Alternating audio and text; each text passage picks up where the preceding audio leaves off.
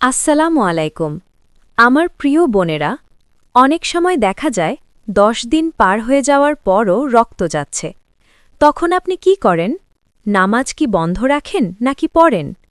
জানেন কি, অনেক বোন না বুঝে এই অবস্থায় নামাজ ছেড়ে দেন, যা আসলে বড় গুনাহ। আবার অনেকে রক্ত আসা অবস্থায় নামাজ পড়েন, যা জায়েজ নয়। পিরিয়ড বা হায়েজ এবং ইস্তিহাজা বা রক্তপ্রদহের মধ্যে পার্থক্য না বুঝতে পারাটাই এই বিভ্রান্তির মূল কারণ। আজকের এই স্পেশাল ভিডিওতে আমরা হানাফি মাঝহাবের দলিলসহ জানব কোনটি ইবাদতের সময় আর কোনটি বিশ্রামের সময়। হানাফি মাঝহাবে পিরিয়ড বা হায়েজের সময়কাল নিয়ে খুব সুস্পষ্ট সীমানা আছে। সর্বনিম্ন 3 দিন 3 রাত, এর কম হলে তা হায়েজ নয়। সর্বোচ্চ 10 দিন 10 রাত, এর বেশি হলে তা হায়েজ নয়।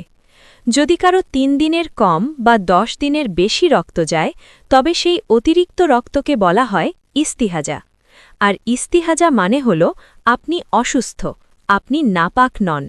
ইস্তিহাজা অবস্থায় নামাজ মাফ নেই। আপনি তখন একজন অপারগ বা অপারোগ্য ব্যক্তি।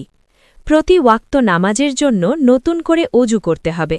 ওই অজু দিয়ে ওই ওয়াক্তের ফরজ, সুন্নাত ও নফল সব পড়া যাবে। ওয়াক্ত শেষ হয়ে গেলে অজু ভেঙে যাবে। ইস্তিহাজা অবস্থায় রোজা রাখা ফরজ এবং সহবাস করাও হানাফি মাঝহাব মতে জায়েজ। হায়েজের রক্ত সাধারণত গাঢ় কালো, লাল বা খয়েরি রঙের হয় এবং তাতে কিছুটা দুর্গন্ধ থাকতে পারে। অন্যদিকে ইস্তিহাজার রক্ত সতেজ লাল এবং পাতলা হয়। হানাফি ফিকহের কিতাব হেদায়া অনুযায়ী রক্ত যতক্ষণ পর্যন্ত পুরোপুরি সাদা স্রাবে পরিণত না হচ্ছে, ততক্ষণ পর্যন্ত তাকে পিরিয়ডের রক্ত হিসেবেই ধরা হবে, যদি তা 10 দিনের ভেতরে থাকে।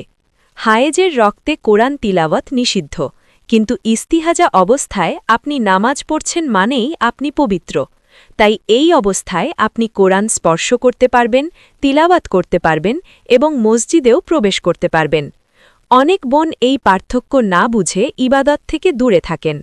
প্রিয় বোন, সঠিক মাসালা জানা আপনার ইবাদত কবুল হওয়ার শর্ত।